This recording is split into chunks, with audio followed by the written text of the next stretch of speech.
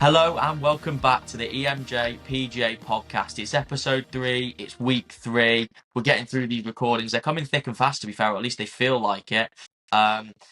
We record these on a Monday, full transparency. So always when Monday rolls around, at least I'm super excited to get this recording underway and talk about the week's golf, the weekend's golf in particular.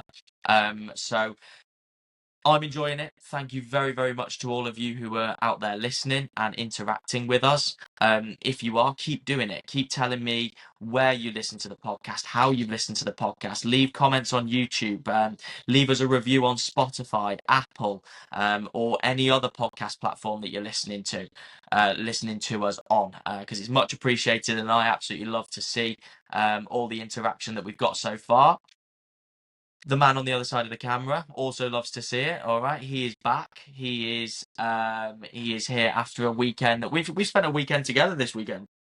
And so we've kept golf chat to a minimum for this reason. We always keep golf chat on the low.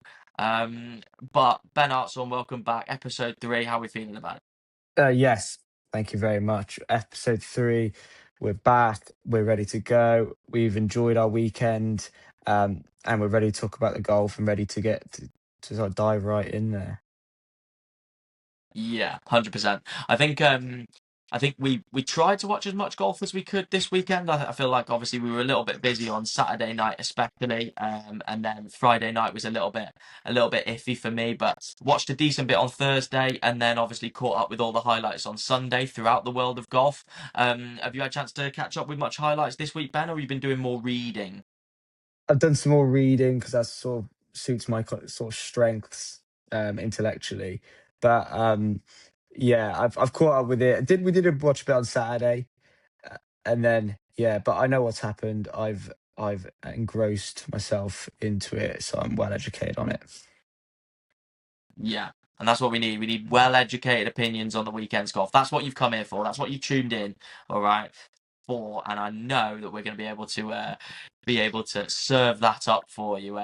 Talking about the weekend, obviously, up in Manchester we were this weekend. We actually played a bit of golf on the simulator. Ben, rate your performance on the simulator. Low twos, 2 out of 10. Frustrated.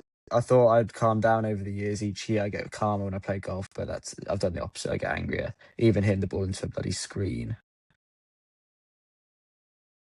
Yeah, I mean, we went to the Tea Club on Salford Quays in Manchester, and if you are knocking around Manchester, if you are listening to this podcast, go and check out the Tea Club, because very, very nice in there. Some nice Trackman suites, and some bays in there for you to knock it around the golf course as you please, or have a practice session as you please. It was spot on, but we did, didn't we? We had a bit of a chop round there, at least for myself as well. I was interested to see how I was hitting the ball.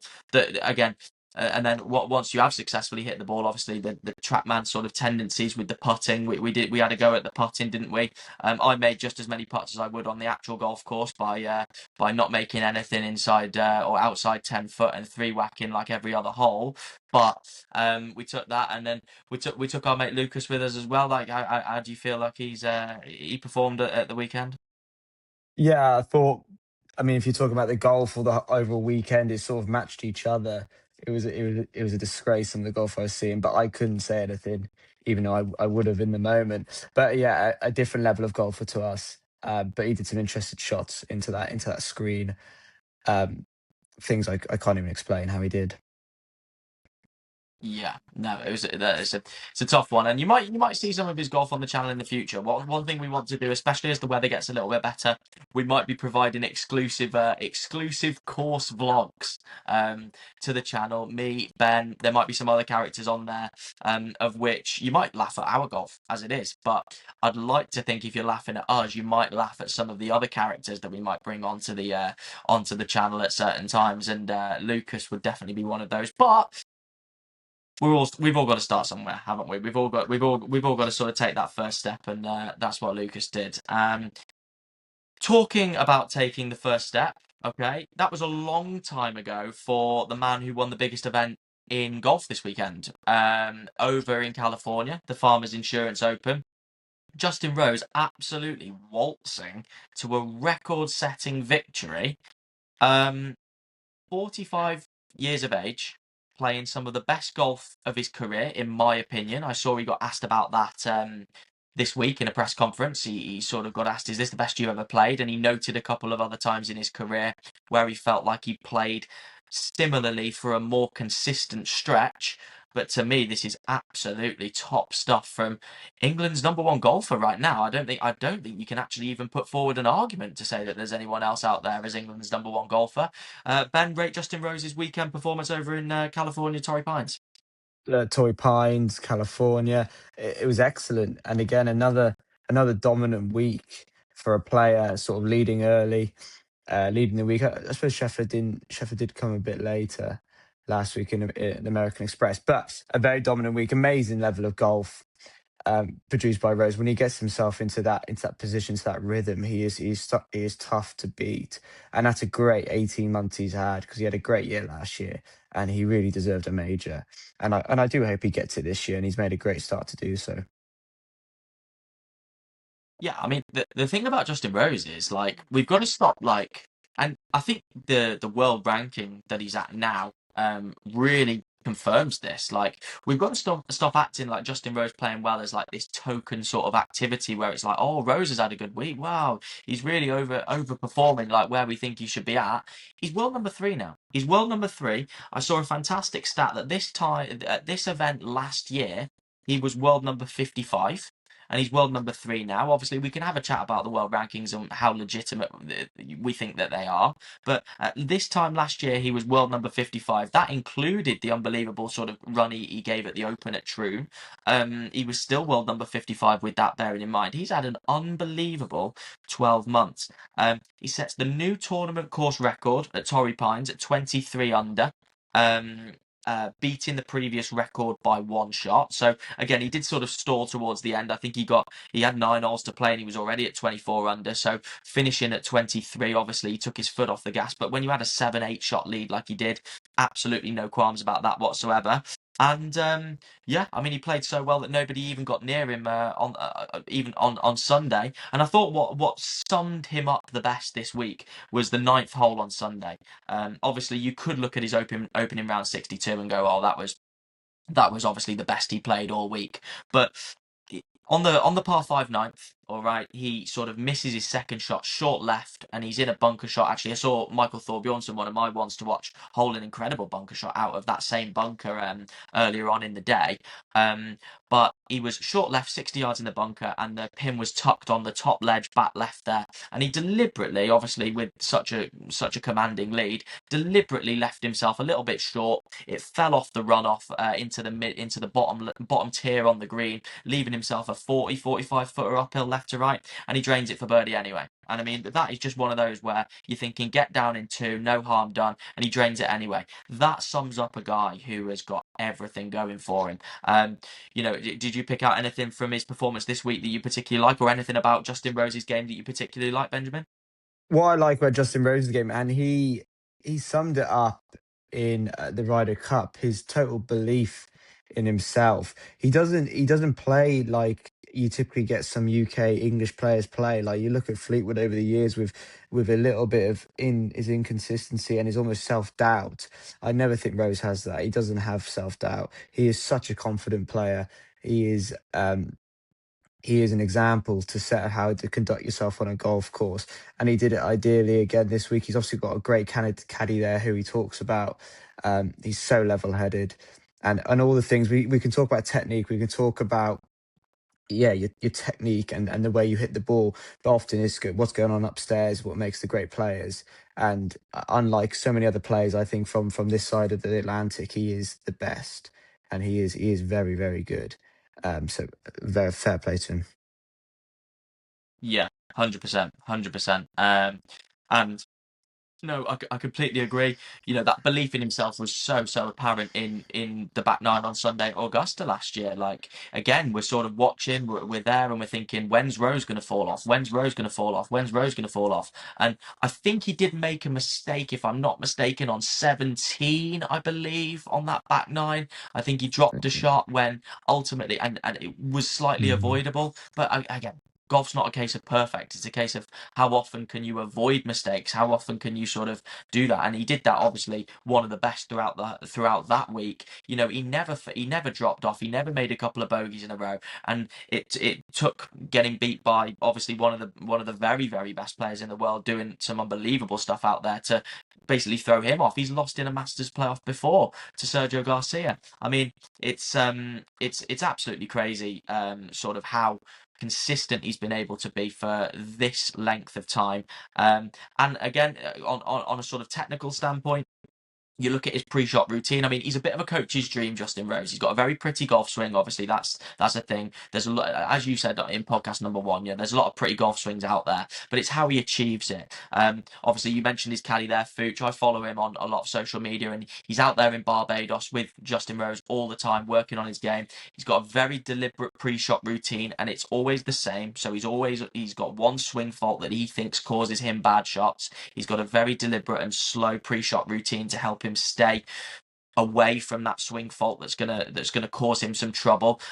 It's early extension related from what I've heard, so he's really trying to keep his head and his spine down on the same plane through impact in that pre-shot routine, stop him spinning out of the golf shot and getting too steep. So that's something that's really interesting. And then even his putting, okay, you could look at his putting. He works with Phil Kenyon, incidentally, who's had 2 wins out of 2 on the PGA Tour. Obviously, he does work with Scotty, so you can pick up some cheap wins, obviously, working with Scotty. But Phil Kenyon, one of the absolute best putting coaches in the world. Even the putting side of things, he uses a claw grip, Justin Rose. He uses the Sharpie line on the golf ball. These are all signs. He uses aim point. So controversial aim point, but he's an aim point user. These are all signs of someone who you might look at from a sort of distance and go, oh, they might be struggling with their short game a little bit. They're trying to find every little advantage they can to sort of get to where they want to be with their putting. He's a machine. He's an absolute machine, Justin Rose. He's not a very feel-based player. He's a very routine-orientated player. And that, for me, obviously, as a coach, it means he's one of my favourites because it shows that you can play good golf within that routine. Like, massive fan of it. Massive fan of it from Justin Rose. And he left the trailing pack in his wake a little bit, okay, including, obviously, it's a bit remiss of me to mention this guy first. In fact, before I say that, we're gonna come onto the chasing pack in just a moment. But since we're on it, I mean, we're gonna come onto this section a little bit later on for Ben. Ben's gonna talk about some underperforming golfers, overperforming golfers, heater of the week number 2. It obviously goes to Justin Rose. He shot the lowest round of the tournament at the Farmers on day 1 on the North Course, 62, 10 under par. The guy was a joke. He had everything going for him. And yeah, he's a well-deserved winner of Heater of the Week for week number 2. Chasing pack, including your guy Brooks Koepka, makes the cut. It's a bit weird to start with Brooks Koepka when he probably would have finished 50th, 60th, down where he was. But Ben, you obviously caught up with Brooks a bit of his golf. What did you make of him? And I caught up with Brooksy after, and he said he enjoyed being back on tour. Um, Brooksy struggled on the South Course on the first day, and then had too much to make up. He finished 4 under in the end, just made the cut. So a tough week, but what I know from Brooks is he's a warrior, and he'll be back on that bandwagon. He's back on the back on the cart. Moving forward, I know he's back in the gym. Like, he's doing all the things to be the best, and I back he will be the best. And I back a couple of wins this year. So good start for the year for Brooks, making that cut. Yeah. Couple of wins, maybe a place where he's won 2 times already coming up this weekend. I mean, looking at Ben's reaction, that might have got him got his pick as for who's coming up this week in Phoenix. But you never know, he might throw as a surprise Ben Hartshorn. He likes to do that. But yeah, I thought Brooks really impressed me this week, just randomly. Obviously, I know he's not up there, but he's obviously a big name who played. Not many massive names teed it up last weekend, but he really impressed me in his interviews. He came across really, really well. I like this version of Koepka. I don't mind. Obviously, when you've won, you can be a little bit standoffish. You can be a little bit arrogant, so to speak. But again, obviously, and he hasn't really stopped winning. But if you're going to come back to the PGA Tour, do it like Brooks Koepka did, which and like Patrick Reed's done, obviously, since last podcast, which is interesting. So yeah, I've got a lot of time for those guys coming back from live if they're going to do it in the right way. So I'm massively in support of Koepka. A couple of notes in case you guys are keeping up to date with the golf and you want to sort of keep track of trends and who's playing some good stuff, who's maybe playing not so good stuff. As I said, Ben will probably tackle that in just a little bit with flop of the week. I know you guys are listening with bated breath waiting for Ben's flop of the week. But Ryo Hisatsune, Japanese player. Again, we haven't heard much of Ryo Hisatsune, but he had a really good week. His best finish on tour, tied second. He almost threw it away. He had to make a birdie on 18, up and down from a bunker, really good up and down on 18 to get tied second. With Pearson Coody, again, another sort of, lesser known name, having a really good week. He had the lowest round of the day on Sunday. And Siwoo Kim finished tied second as well. He's someone who we mentioned last weekend at the Amex. He fell off the cliff in the last round, but he was up there through 3 rounds. And I just put a little note for Siwoo Kim.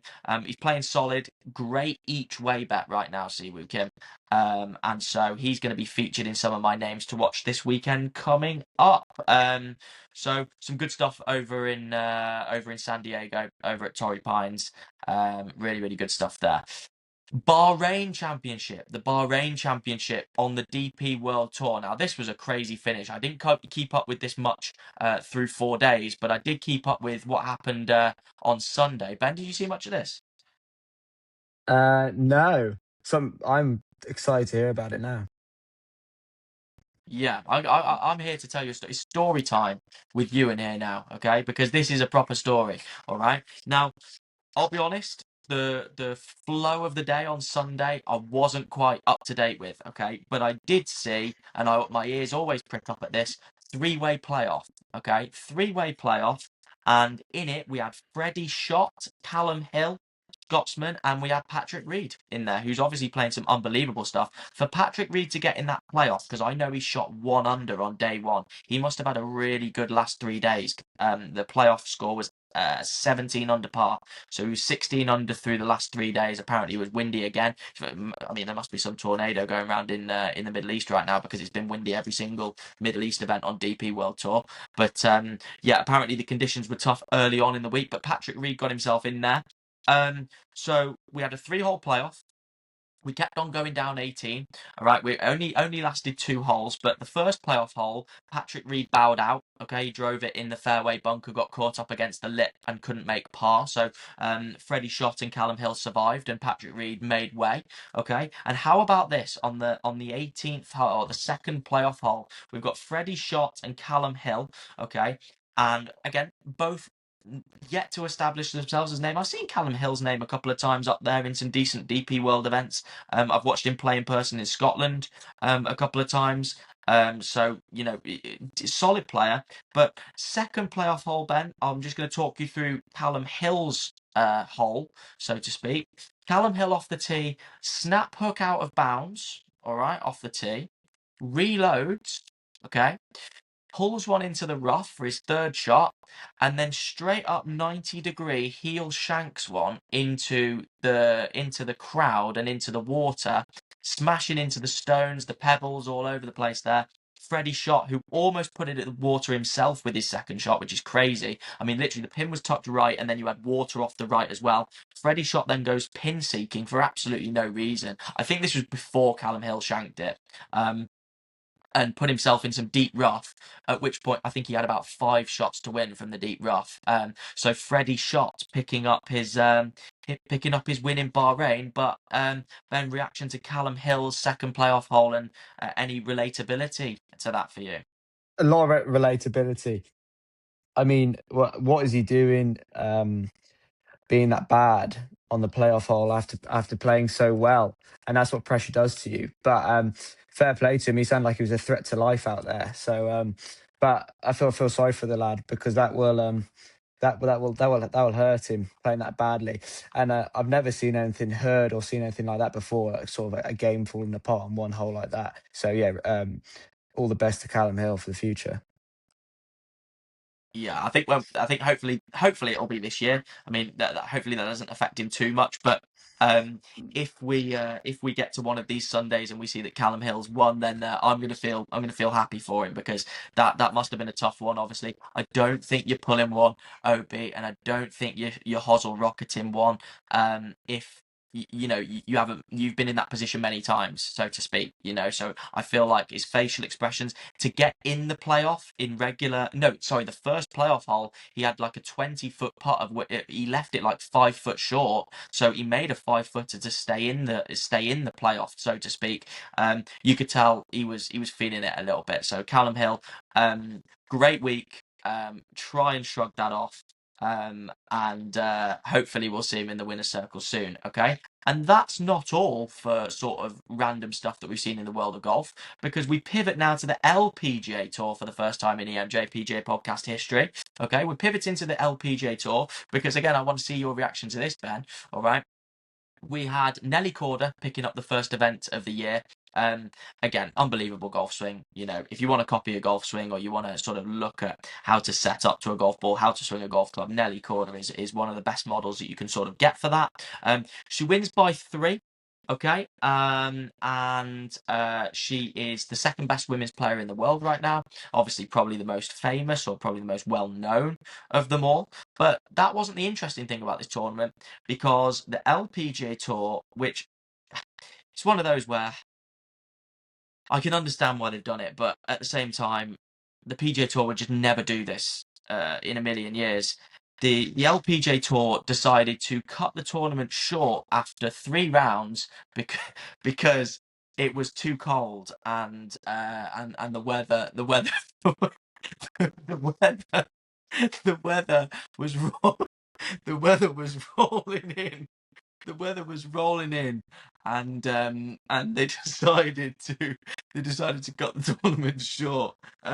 I'm laughing because I'm watching Ben's reaction to that. The only thing that I have against that is you have the highest finishing English woman, Lottie Woad, who had a really good week, but she shot 4 over par on Saturday. If she'd have known that that was her last round, I mean, not that she's deliberately shot 4 over par, but when you've got one more day of play left, you're thinking, okay, I can recoup this on Sunday. I can go out, I can get back on the heater, and I can finish well. But she's probably, I mean, she would have been right up there. I didn't check the leaderboard after 2 rounds, but she would have been right up there. And to get robbed of that last day is super difficult. Ben, reaction to the tournament getting cut short after 3 days.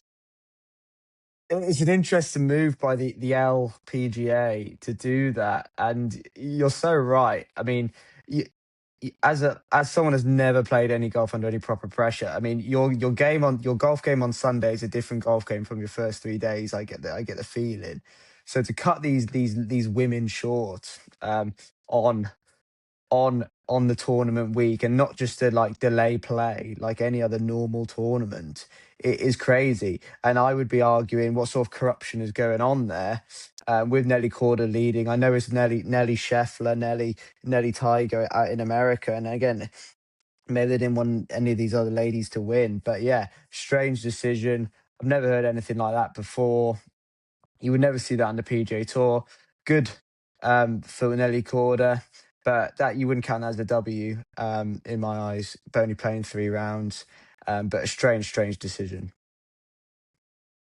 Yeah, I do agree. And yep, Nelly won't be complaining. Nelly won't be No. complaining because she picks up the win there. Incidentally, just had a little look at the leaderboard. We had Charlie Hull in tied 17th. Again, the women's game's getting better every year. That is a fact of the matter. Okay, whether the tournament depth is as deep as a PGA Tour field, you'll never know. But you had Charlie Hull finishing tied 17th, so her game's in a good spot, and she's yet to win a major. I just wanted to know if you think Charlie Hull will pick up a major in her career. Yeah, I reckon Charlie Hull will. I think she gets off the fags. Maybe she'll have more of an effort to do that. That Lottie Wode's very good, because some of the ladies golf I watched last year, was in Scotland, and she was playing very well, and she burst onto the scene. I don't know if she's in college in America, but Charlie Hull and Lottie Wood, there's some good players we've got going up there. I know the South Koreans, are excellent on the LPGA Tour. But yeah, Charlie Hull major, don't know. Yeah, I think she will. I think she will. We'll pick one up. I think she's an excellent player, Charlie Hull.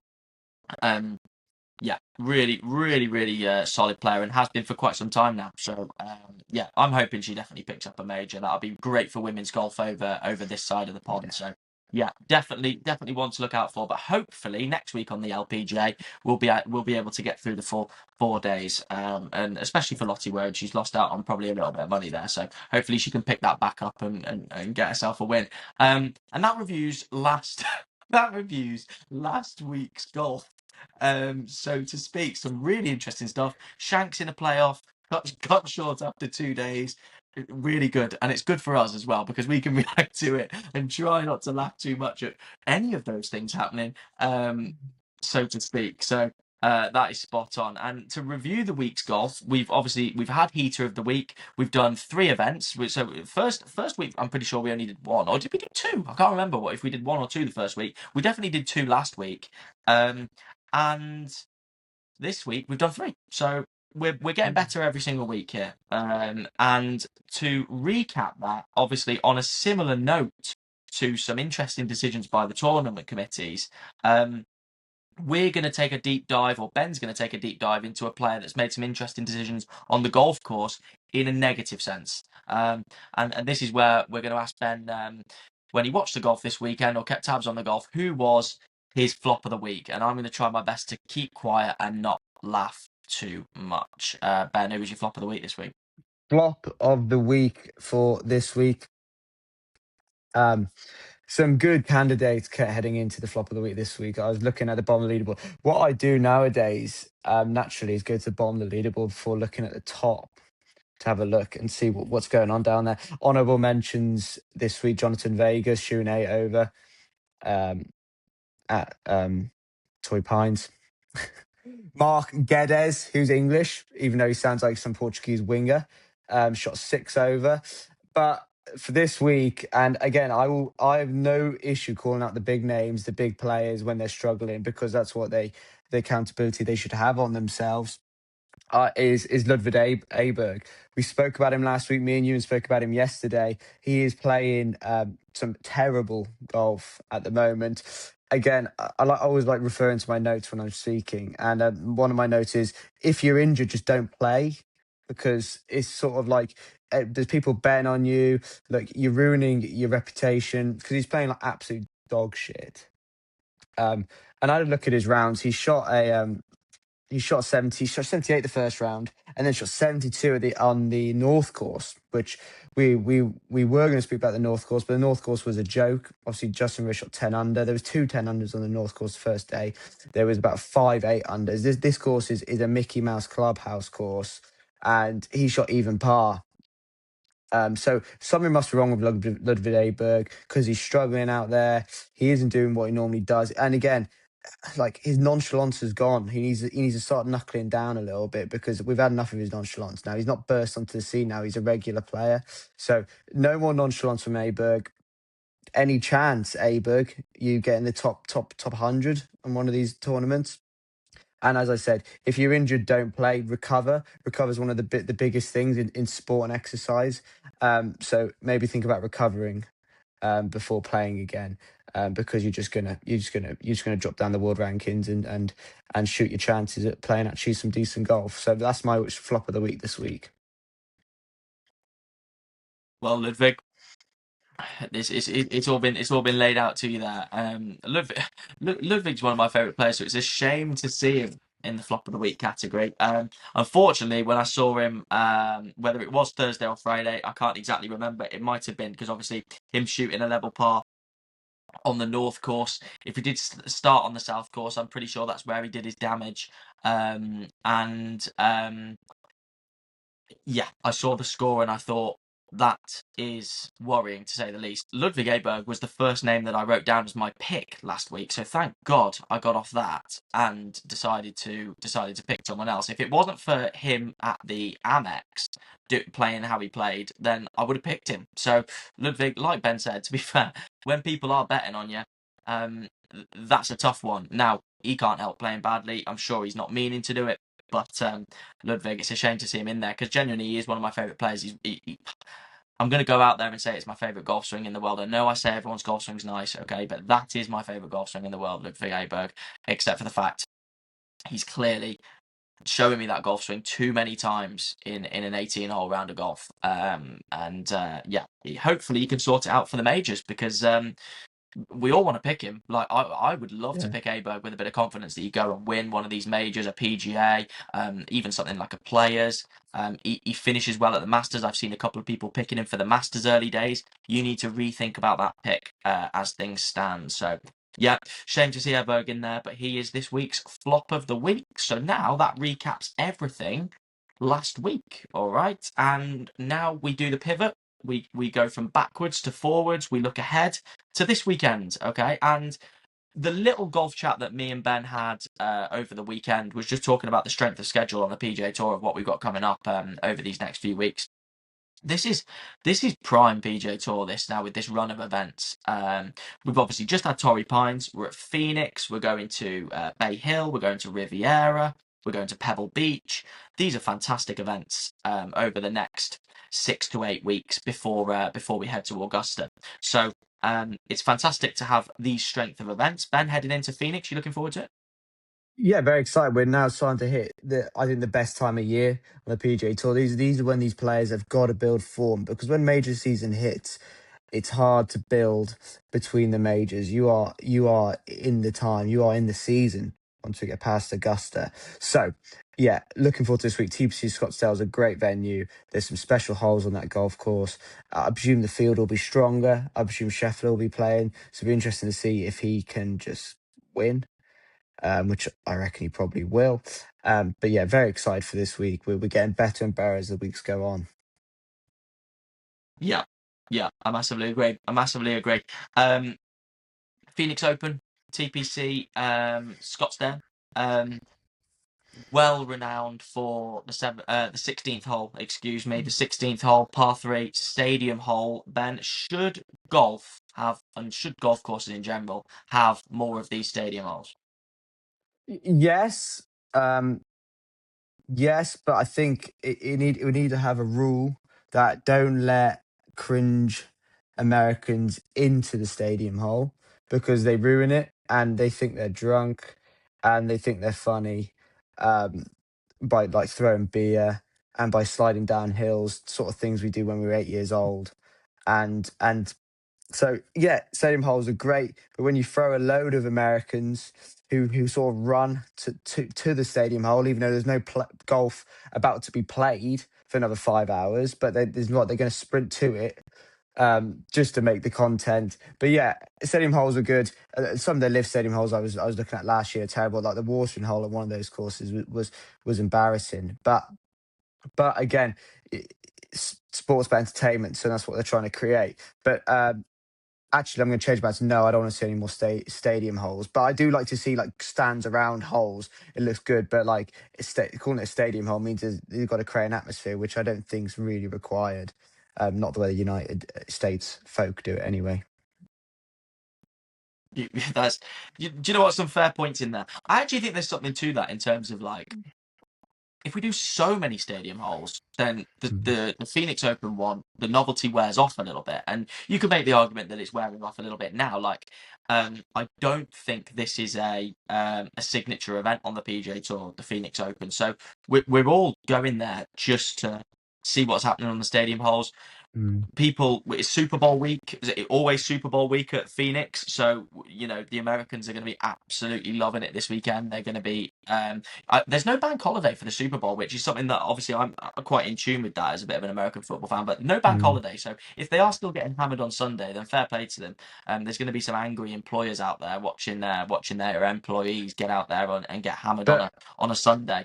But it is but Super Bowl weekend. You're going to have some players just actually, well, whether it's the pro-am or the actual tournament, like going down there and putting like sports jerseys on and play and putting out in those. It's a bit of fun. It's a bit of fun.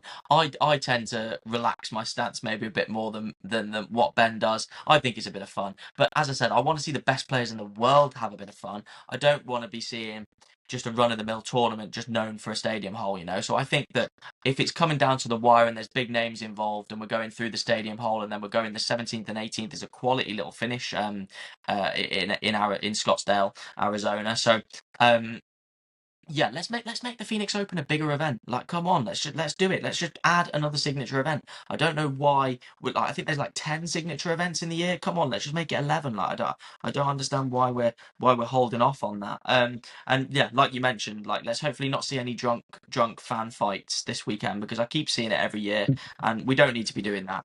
You're ruining it for everybody.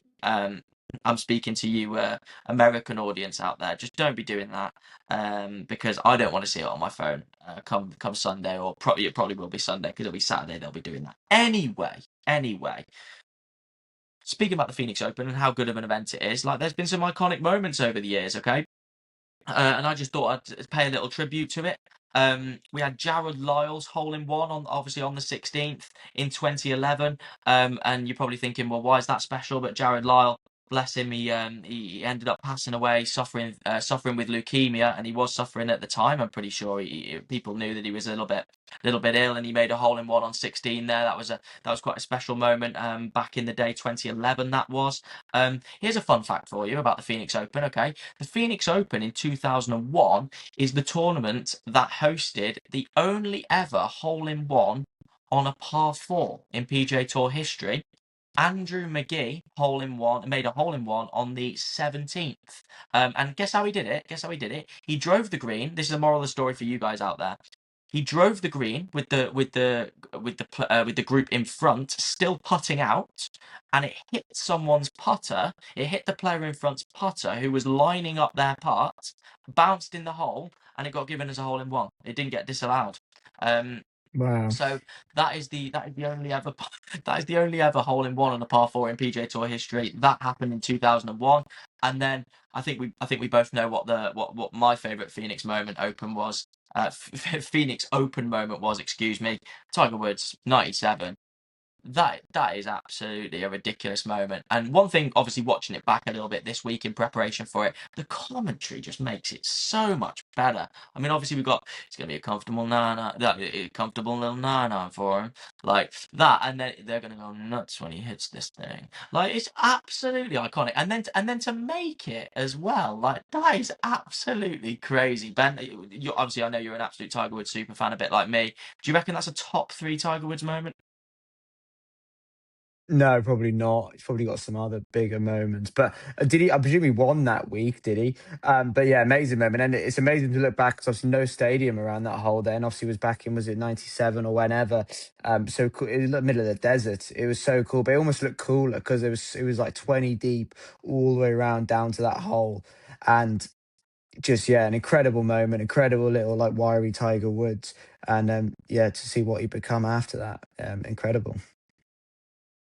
I actually think I actually think iconic moment for like a casual fan. I think it's a top three moment. I think like when you start to get in depth and you start understanding the dynamics of a golf tournament and moments. Like if someone says here's Tiger Woods and you're showing it to Mm, someone who doesn't like golf, I'm showing him that Phoenix Open moment. Like mm. absolutely no doubt about it. So yeah, no, I agree and then disagree with that on the top three Tiger Woods moments. So coming into this week at Phoenix, our picks so far, two episodes in. This is the third one. They've been a bit average. I mean, none of our picks have missed a cut yet, so I suppose with that. But I don't think any of our picks have finished in the top 10, let alone the top 20. Actually, I think Gotcha might have snuck top 20 last weekend. They've been poor, so we've both made two picks in each. They've been poor so far. So Ben, you fancying anyone this week in Phoenix? Um, Fancying a few players, but my prediction is. Do you want me to give you my prediction now? Go for it, or give us a debrief of who you're thinking. But yeah, give us your prediction. Absolutely. On this week to week basis, I think Brooks, as we move tournament to tournament, even when there's not a tournament on, I still think Brooks will win. So, but It's hard. It's hard to see. So I look back the last 2 years and I saw no American has won the WM Phoenix Open the last 2 years because Dietrich won it last year. Year before that was Nick Taylor, Canadian. So I thought let's continue with the trend and let's go for Hideki Matsuyama, who came 12th last week. Good player, consistent player on tour. One of the players who I would say is in the elite category. He's a level above some of these mid-level PGA Tour players. He's a major winner. You know what? I think Hideki will win. He often wins early on in the year. So yeah, I think Hideki will give it a good go, and that's my pick for this week. Love that.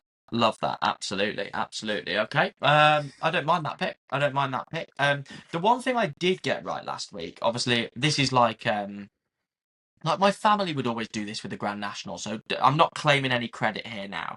But like my family would do this with the Grand National, and they bet on like 3/4 of the field, and then tell me that they've won it when one of them inevitably wins it. And it's like, well, except for the fact that we do have money on literally 75% of the runners. So I did point out some names that might do well last week, and I did point out Justin Rose. So that is something that I take credit. So inevitably when I get something right like that, I'm going to do it again, and I'm going to point out some names to you. All right, just to be able to watch. So obviously we've got the obvious one, Scotty Scheffler. He's won twice here before. So has Brooks Koepka.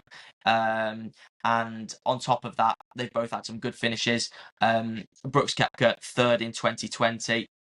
As well as winning a couple of times. So Scheffler, Koepka, those are big names you want to watch out for.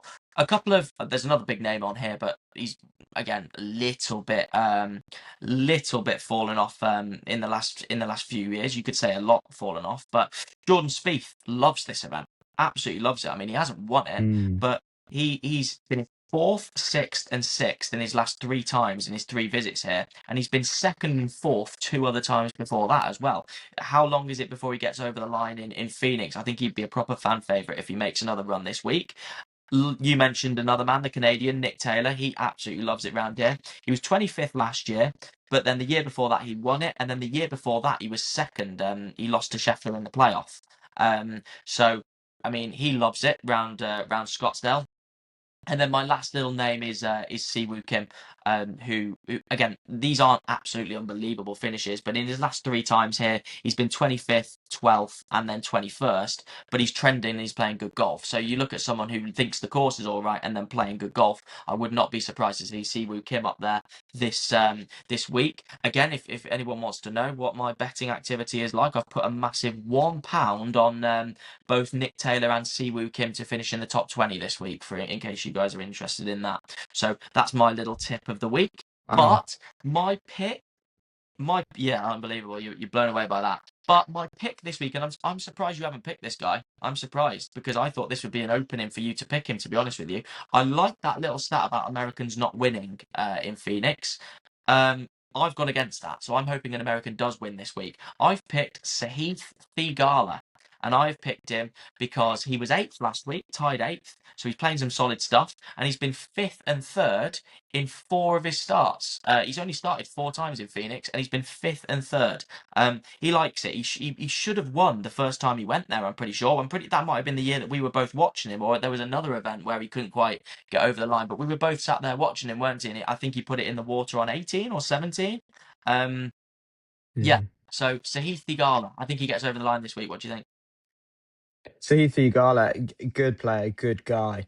Yeah, I think it was back in 23 or 22. He had a good run at the WM Phoenix Open, and he really did struggle down the back. Now I don't know who won that year. Maybe Scheffler probably beat him. But yeah, like great player, Sahith Theegala. Really bad year last year. Though, really bad. Yeah, he wasn't on his best form last year, but hopefully he can pick it up. And I'm hoping. I mean, who's going to be the first one out of our picks to miss a cut? And who's going to be the first one to win? That'll be interesting. That'll be interesting to pick a winner. I mean, the last note that I said, I just put in brackets. Scotty can't win every time he tees it up. And then I put like or can he, because he genuinely might do. It's that dominant out there, especially without your McIlroys, your DeChambeaus. Probably they're the only other 2 names that could even throw him a challenge at times. So it'll be interesting to see Scotty versus the field. It'll be interesting to see, and that's actually a good bet to have right now. And that is the golf coming up this weekend. So hopefully you guys take our picks and maybe use them to your advantage coming up this weekend over in Phoenix. We wanted to set up a scenario which makes you guys, the listeners, get into our heads a little bit in terms of the way that we think about golf, who we like as players, who we don't like as much as players. So I put forward a little bit of an intriguing question to Benjamin this week, and I said, okay, if we're having a team event, all right, and we could pick any golfer in the world or any 8 golfers in the world to be on our team, an 8 versus 8 match event to save your life, okay? If you lose, you're getting sacrificed, all right, by someone, okay? Probably not the nicest person in the world, but you're getting sacrificed if you don't pick the 8 best players in the world in a draft format, okay? Who wins that match, okay? And again, little things that you might be thinking, where are we playing this tournament? We're going to play at Augusta, okay? We're going to play at Augusta, an iconic place, somewhere where you probably can look into trends and where people have finished in Augusta in the past, but it's an iconic little tournament, and it's an iconic little course, excuse me, and it also is a nice sort of level playing field. Okay, you could make an argument it suits certain players, but I'd actually argue against that a little bit at times. You know, that this argument that maybe a draw of the golf ball is suited around there. You see plenty of times people who like to shape the ball the other way do absolutely fine round Augusta. So I think it's a very nice course to host this event. Okay, and as I said, draft format. So when me or Ben select a player, the other player can't use that same player. Okay, and this would just be interesting to see who can build the best team out of the world's best players. Ben, you fancying yourself in this little match? Yeah, are we a couple of questions before we start? What a great game this will be. But are we picking a captain first thing, and are we just giving our names just for the team, and we're not putting them into twos for like foursomes or anything? We're just going to name our 8. Yeah, we're just going to name our 8. We're just going to name our 8, and in terms of captains, I didn't put forward the idea of captains just on the basis that we are the captains. Oh yeah. All right. Good shout. All right. Okay. Yeah. So here we go then. So regarding first pick, okay, Ben as the co-host and as the person who, again, not patronisingly, but I'd like to think that I might have been watching golf a little bit longer. I'd be more than willing to give you the first pick. It's dangerous because there's a clear number 1 pick, but I'd be willing to give you the first pick in this draft. Ben, how are you feeling about that? Buzzing, and I'm just trying to decide who I'm going to pick. But yeah, buzzing. But yeah, I hope it shouldn't take too long. Pick number 1, or should it? Or should it? We're gonna get in each other's heads here now and question each other's picks, so to speak. All right. So Ben, with the number 1 pick in the 8 versus 8, Euan versus Ben, top golfers in the world draft. Ben Hartshorn selects.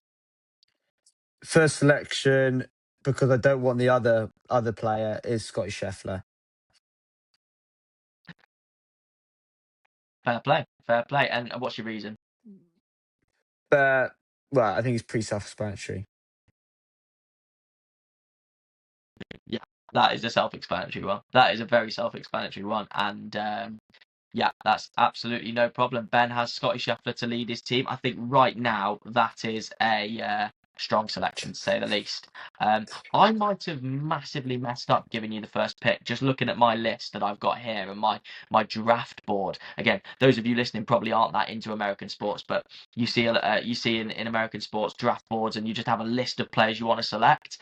As it falls, it's not looking good if Ben selects who's my number 3 selection. So with my first pick and the number 2 pick here, I'm gonna take my guy Rory McIlroy. He's gonna lead us like he always does in team events to success. All right, Rory comes alive in team events. You know that. I know that, and that's why I'll have Rory McIlroy as my second pick. Ben, reaction to that, and off the back of that, your third pick. It's my second pick, Sorry, but second pick. Excuse me. so yeah, obviously Rory, you're gonna pick, and again, it's just let's keep boosting Rory's ego because it obviously can't get any freaking bigger. McIlroy isn't a leader. He isn't really anything. So, but I'm not saying Scheffler is, but some of my other players coming will lead the team and hopefully put Scheffler into place as the Americans haven't been able to do for the last two Ryder Cups. My second pick, I'm actually just going to spice it up and not just go for not be a beta male. I'm going to go for JJ Spawn. JJ Spawn, good little auraful player. I see my team will have a lot of aura. They'll have good fashion. And again, just on form of a player, he was excellent at the Ryder Cup, and I think he's an absolute freaking baller out there. JJ Spawn's my second pick. Lad, that pick is the worst pick. I genuinely think that's a howler of a pick. You might have lost the draft with that pick. I don't think we're like, we can, let's just pick the biggest, best names. Like, I just want my team to work well together and for my team to enjoy playing together and to have something to actually want to save my life, not just not give a fuck like McIlroy will, because McIlroy doesn't know who you are, but JJ Spawn would actually give a fuck about me. So Yeah, lad, JJ Spawn, he's won one major and he played solid in Ryder Cup. Okay, he's had a good year last year. One good year, all right. Who like JJ Spawn before that? I mean, he obviously did well in the players as well. Pushed McIlroy. Last time I checked, when he played McIlroy in the playoffs, in the players, he absolutely bottled it and cacked himself. So that's your second pick of all of all the players in the world. You're picking JJ Spawn. yeah, but I also think JJ Spawn, like what McIlroy hasn't done, is actually win at a hard course. So what I would say, like JJ Spawn's probably one of the hardest course ever played in a major history, and holding from like 50 foot on the final hole to win. Like he's got a lot about him, which I don't think McIlroy does. Whoever your second pick does, even though your second pick might be one of my options. But anyway, yeah, you carry on, please. Yeah, I will carry on, but in the knowledge that I'm absolutely in the lead. I've given you the first pick, and you've gone Scheffler and Spawn. That is controversial to say the least. Um, for my second pick and the fourth pick in the draft, I'm picking Bryson DeChambeau. Like, why would I not? Like, Bryson DeChambeau always up there in majors, absolute don. For all of his shortcomings in the Ryder Cup, he does always put in a shift in match play format. He gave Fitzpatrick a 5-shot head start through playing awfully and managed to halve the match on Sunday in September. Um, Bryson DeChambeau, second pick. McIlroy, DeChambeau, my first two players against Scheffler and Spawn. I know it's not a direct match, but come on, man, that's a mismatch. So, I mean, you've managed to pick sort of, if there's two players on tour or in the world of golf that hate each other more, you probably pick them both straight by each other. But like, honestly, if they're on a bus together, they'll be absolutely fuming if they're sat by each other. They absolutely hate each other, and ultimately, like, they're more worried about who like bench presses the most in the gym than rather than actually playing any fucking golf. But anyway, yeah, DeChambeau, I would have had DeChambeau in my side, but again, I'm trying to keep the ego down for some of my later picks. So my third pick, based off obviously, as I just spoke about ego or what he can do, he does get on with Scotty. Didn't play well Scotty back in Rome in 23, but I know he'll help Spawn along as well. It's also going to be Brooks Koepka as my third pick. So yeah, obviously, and it probably has vice captain to my captain who will come in later. Yeah, that's obviously I'm absolutely shocked that you've picked Koepka there. Yeah, you can have Koepka. I mean, like right now, like again, I've sort of formed a list of we're going out this weekend, like this weekend to save my life. Who am I going to pick to play the best golf? And Brooks Koepka this weekend. There's a reason that both me and you haven't picked him. I still don't think he's I still don't think he's right up to scratch. Now you might have viewed that differently. I didn't necessarily put that out there this weekend, but like still, I think Brooks Koepka, it's slightly preemptive to say, but maybe his best days are behind him. I don't know. I don't know if that's the case, but I'm just clutching at straws since he's on your team now. Fair play, you can have Brooks Koepka. I am going to alternate, and I'm going to do this off the back of the fact that I think you're not going to pick my player who's just above him in the list, because I need this player on my team to win the match. Okay, I'm going to pick Patrick Reed.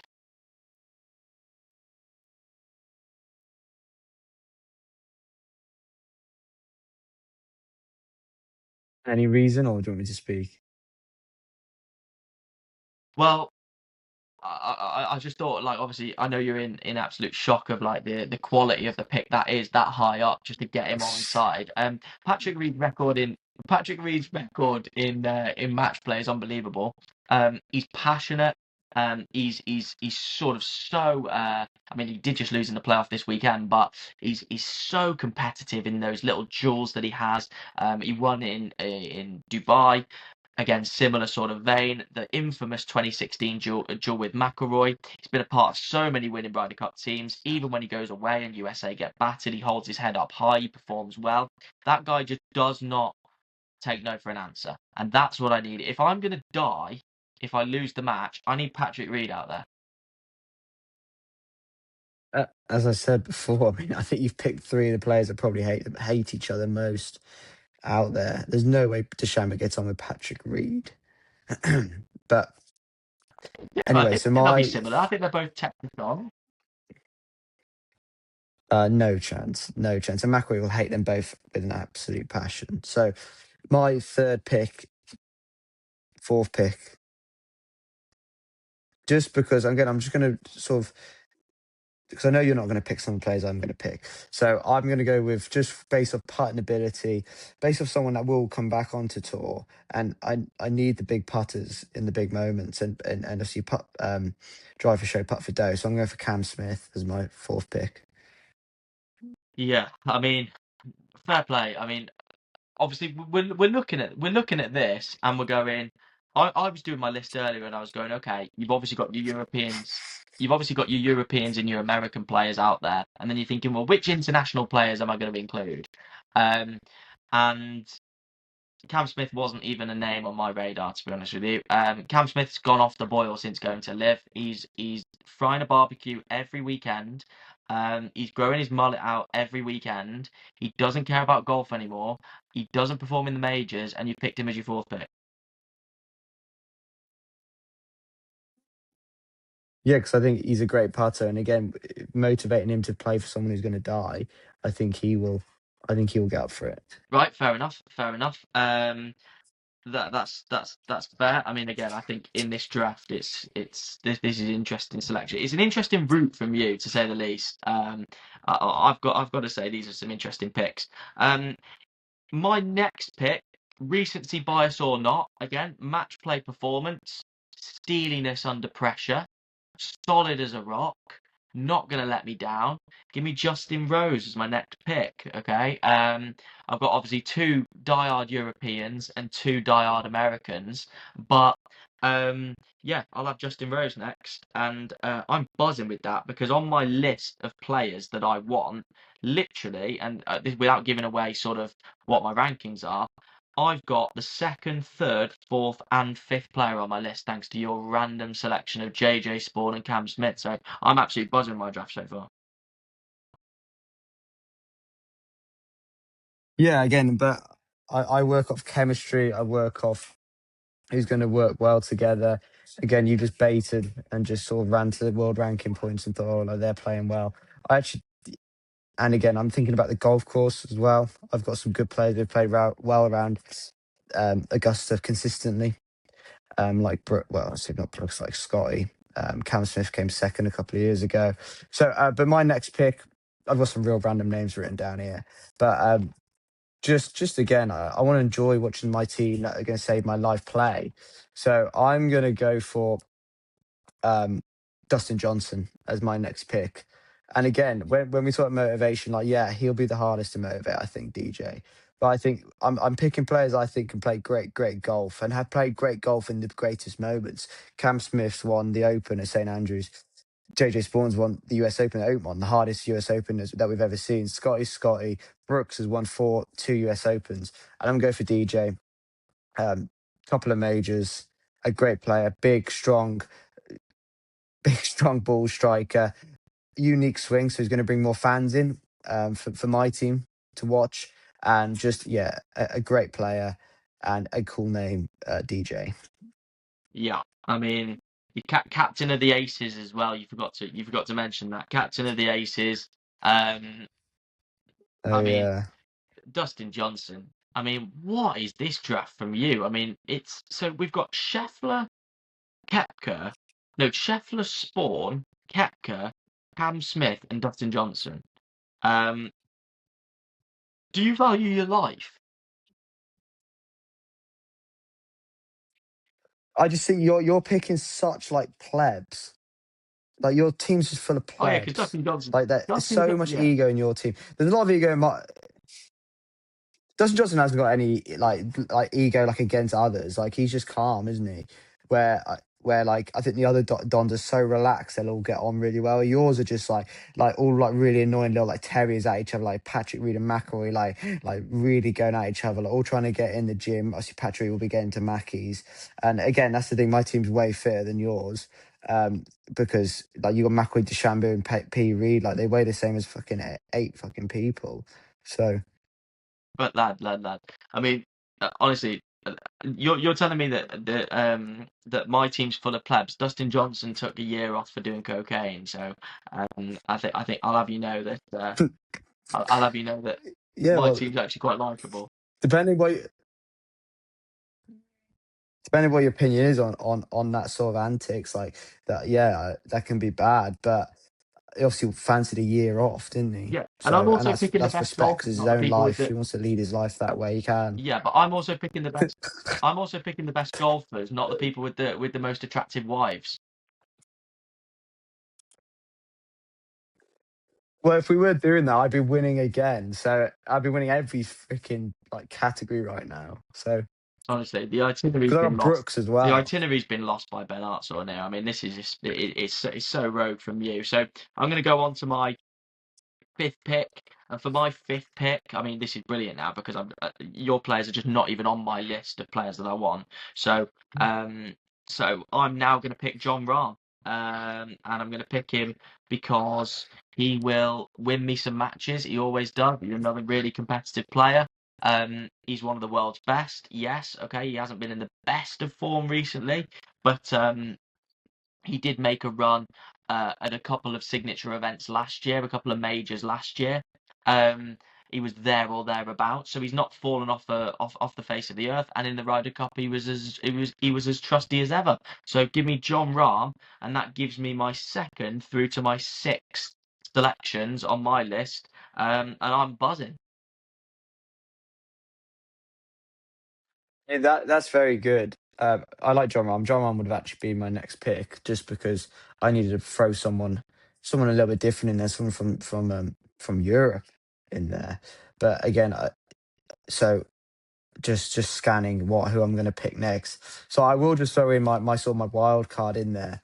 That again, when I get this player motivated, when I get this individual sort of back on and get this individual fit and get this individual ready to go and get him to a physio, get him in some ice baths, and this player will do me bits.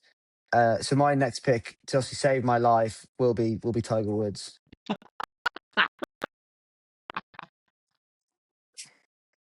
That is. I don't know why you're laughing. I actually don't know why you're laughing. I'll be perfectly honest with you. Why I don't know why you're laughing. I'm the greatest golfer that's ever lived, that's ever breathed.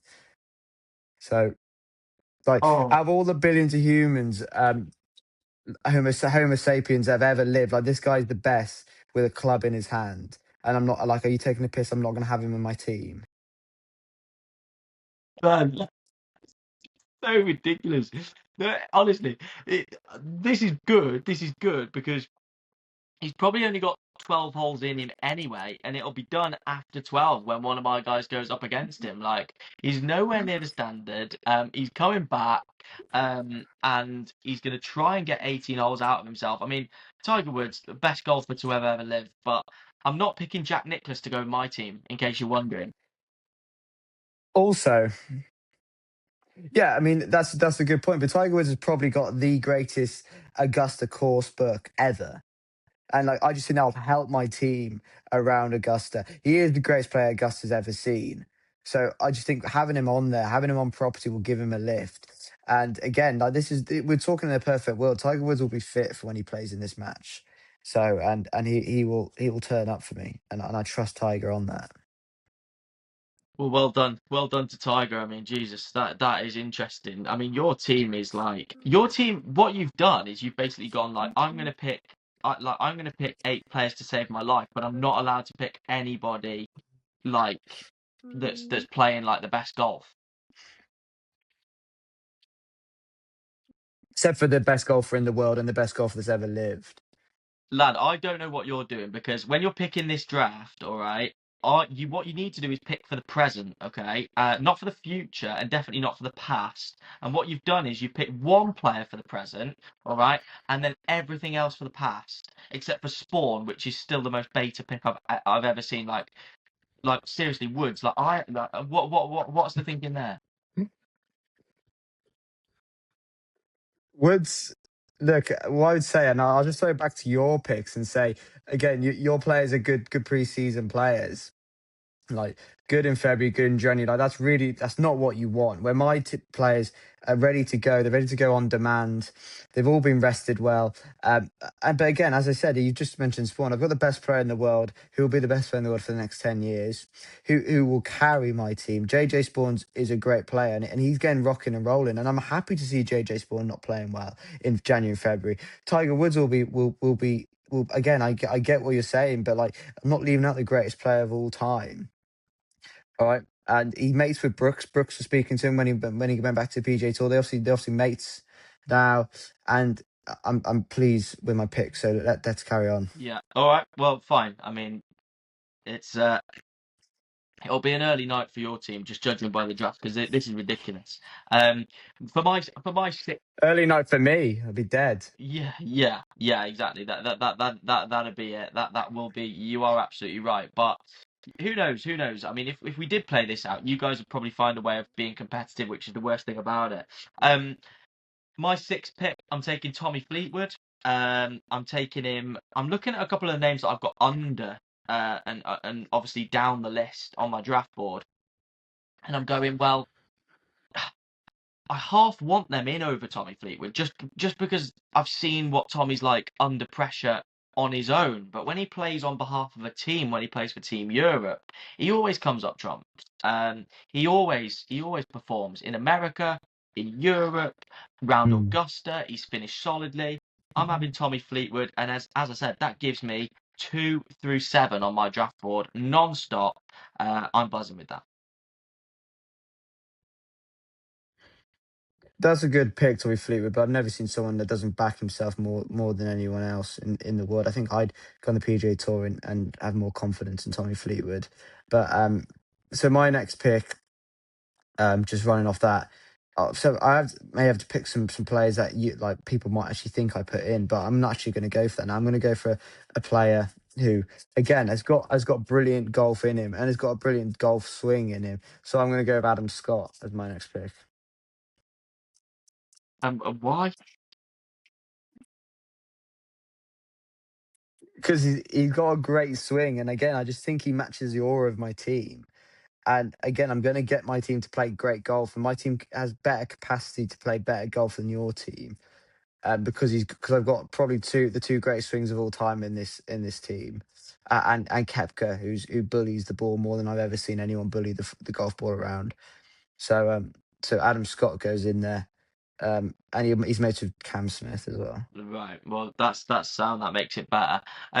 Did you get the memo that this is the 2026 draft and not the 2016 draft? Like, I know that's the trend at the moment. They're like, oh, it's 2016, but like, you've actually done this draft and gone right, and you must have just seen a post like, let's throw it back to 2016, and then done your draft.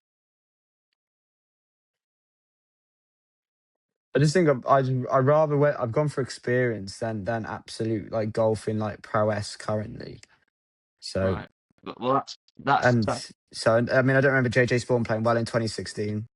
probably not. But do you know what? He probably there's elements of his game that might even be better than they are now. No, that's a bit harsh. I mean, JJ Spawn's playing well right now. JJ, how are we living in a world where you picked JJ Spawn and I thought that's by far going to be your worst pick? He's your second best pick. No, he is my worst pick because I've got some absolute golfing gods in my team. Unbelievable. It's just like it's like playing keep ball when you're 3-0 up this draft now. Okay then, so for my seventh pick, my penultimate pick, again, I'm gonna do it in a little bit of a weird order, just for the fact of I'd actually prefer to have the player a bit lower down in my list than the player higher up in my list. I think the player higher is just too boring.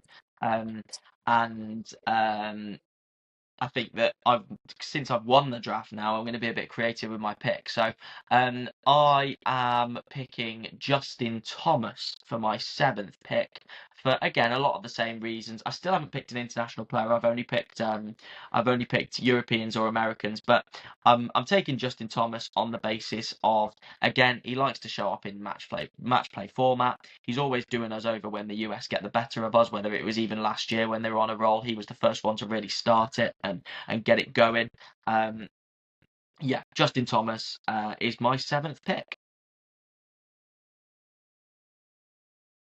That's a good pick. I've never seen a softer, better golfer than Justin Thomas. I don't think you So, can say that. I Bearing mean, in mind he's when he sees the ridiculously aura in my competitive. team, his arm.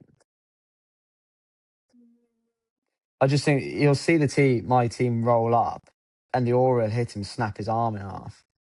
That's absolutely fine. If you go Justin Thomas, and like I've never seen a lack of major Masters wins here. Like I've got how many made Masters wins have I got here? I've got about 8.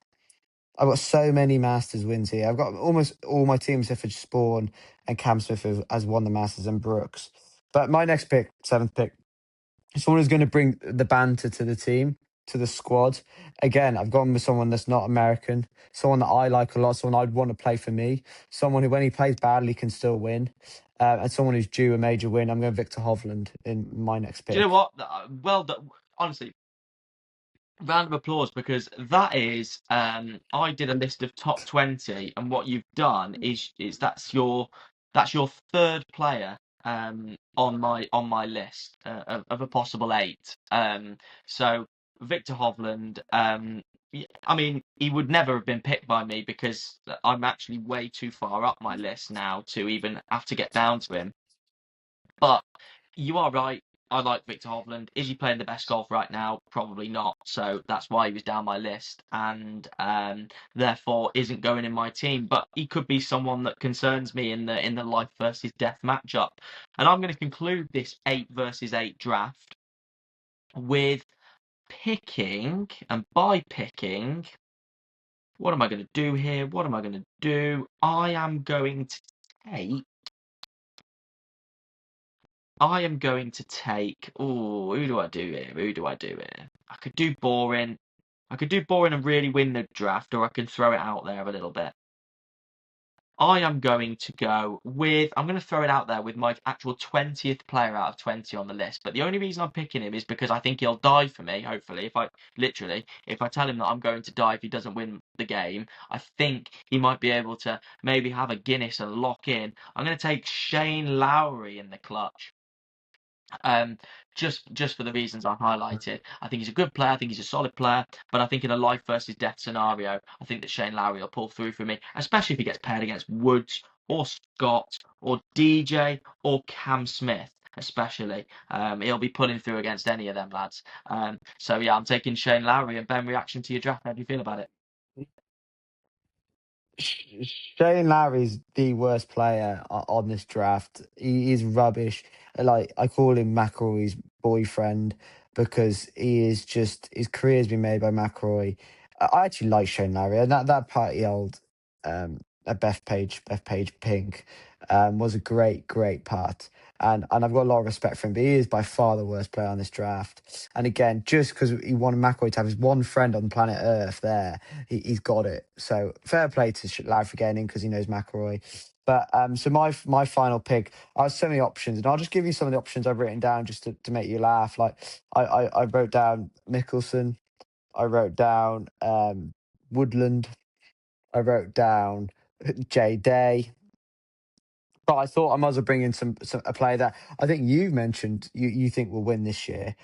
Just again, bring a bit more quality, some youth to the team. I'm going to go with Xander Schauffele. Xander Schauffele would be an unbelievable pick. There's one problem though. That's your 9th player, and it's an 8 versus 8. 1, 2, 3, 4, 5, 6. 1, 2, 3, 4, 5, 6, 7. Oh yeah. Xander Schauffele's first sub. He's Ben Artson of this team. He's coming on in the 70th when we're winning 3 or 4 now. So Xander Schauffele just misses out behind Dustin Johnson, Tiger Woods, and Adam Scott. Unlucky Xander. Unlucky. He's just made 72 straight putts on the PGA Tour, but he's missed out to the Aces captain, Tiger Woods, and Adam Scott, and JJ Spawn. I mean, Xander, as if you didn't need confirmation that your career is going well. Now you can put yourself up there and say, I just need to reach that next level now to get in and push my head through the parapet, so to speak, and get in Ben Hartson's life or death team, because you are first sub, I'm afraid. What's your reaction to your team then? What's your reaction? How are you feeling about it? my team is excellent, and I didn't need Schauffele in there anyway. But my team is so good, and on the day they will be so good. So much experience, so much. I know I overuse the word, but aura. So much ego, but they'll come together, which great teams do come together sometimes, and they'll play well. They've got the greats of the game in there. They've got some lesser known players like JJ Spawn who humbles the team, but he's also a great player. I'm pleased with my team. Again, we'll maybe should count the majors up of who's won the more majors, because I've dominated the major count.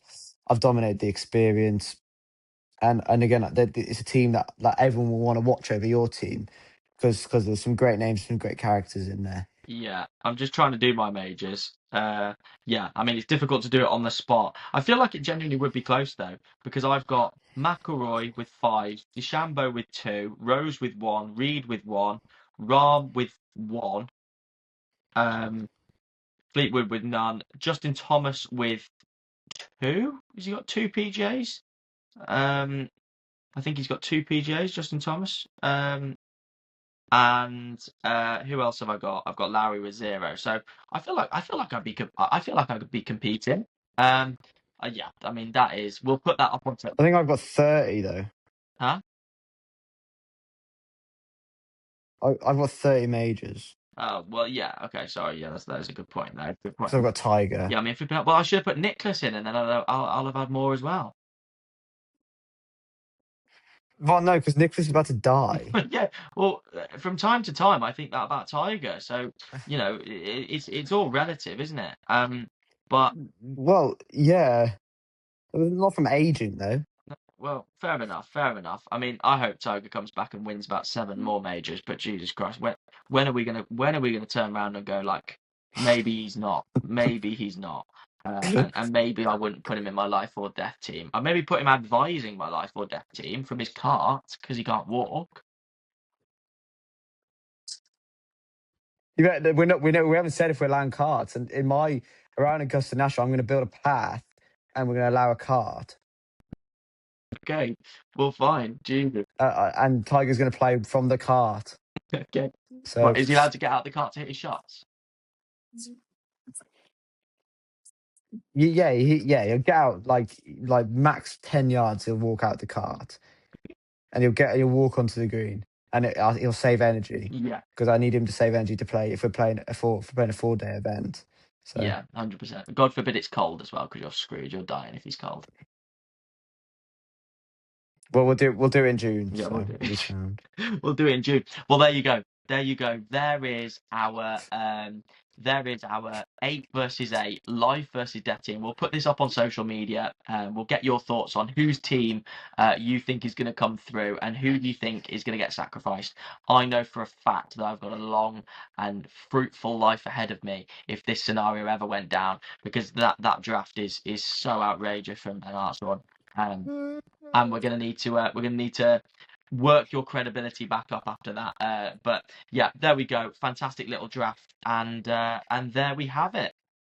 Okay, then. So we're moving on to the final section of a very long podcast. So I hope you're still with us, and I hope for these featured sections, this is the bit that you're really tuning in for.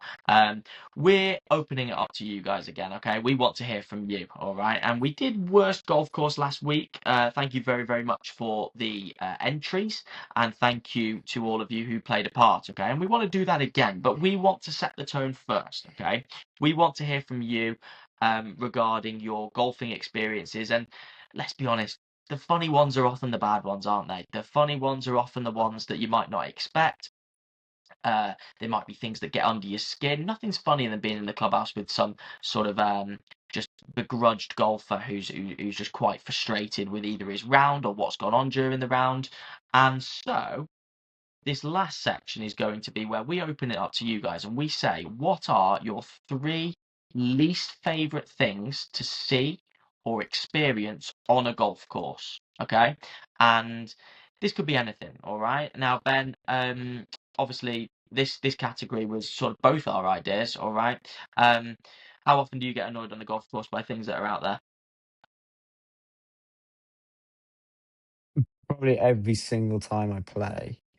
And sometimes, yeah, I will get annoyed sort of in my head and not say out loud, but very rarely. And a lot of times I will verbalize my annoyance on certain things. So yeah, often. Yeah, and that's fair, and that's fair, and that's why me and Ben are both going to give our least favourite things to see or experience on the golf course. I've got 2 really obvious ones and then a really, really niche one. So Ben, do you want to go first, or should I lead the way? Go on, you go first and you do your 3. And I've got about a list of about 12, so I need to cut mine down quickly. Okay, well, I will be honest to the viewers, okay? I didn't give this one a ridiculous amount of thought time, okay? So these were the first 3 that actually popped into my head, okay? So 3 things that really irritate me on the golf course. Number 1, Hollentine greens, okay? It's the first thing that comes to mind. Absolutely hate them. I actually think my number 2, just because I wrote them in this order, I actually think my number 2 is more annoying than number 1 for obvious reasons. But Hollentine greens, you get out there, you might have paid to go and visit a golf course, and you get out there and they're Hollantined. And Hollantine's almost like more annoying than maybe a renovated green, because a renovated green, obviously you'd think that the green fee would come down. You're probably going to get told in the shop beforehand that yeah, we're renovating the greens. I'm really sorry. Like, it's got to be done. You often see that in the first half of the summer. Like, everything's ready to go, and then they renovate them. But you go, okay, I understand that. Hollantine greens, however, one of those where you look from afar and you think this is looking pure out there today, and then you get out there and it's putting over a million worm casts, it's or wormholes, it's throwing your ball offline, no consistency, no pureness of roll really, unless you're at an unbelievable golf course, an unbelievably manicured setup.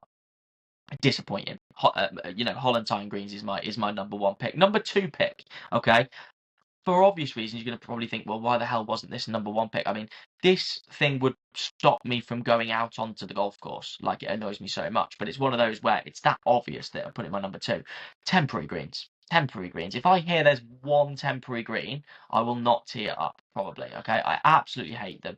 I understand not every course can drain like a links course. Not every course has, again, underground drainage systems that really funnel the water and get the squidgies on first thing in the morning. The greenkeepers put the squeegees on every morning to get the greens ready. So I understand that. But still, temporary greens. Can we not look after the greens to a point where we can get the greens playable? Why do we need to putt in the middle of the fairway with a double-sized golf hole? It's ridiculous. I absolutely hate it. And then number 3, for me, this is a really, really niche one.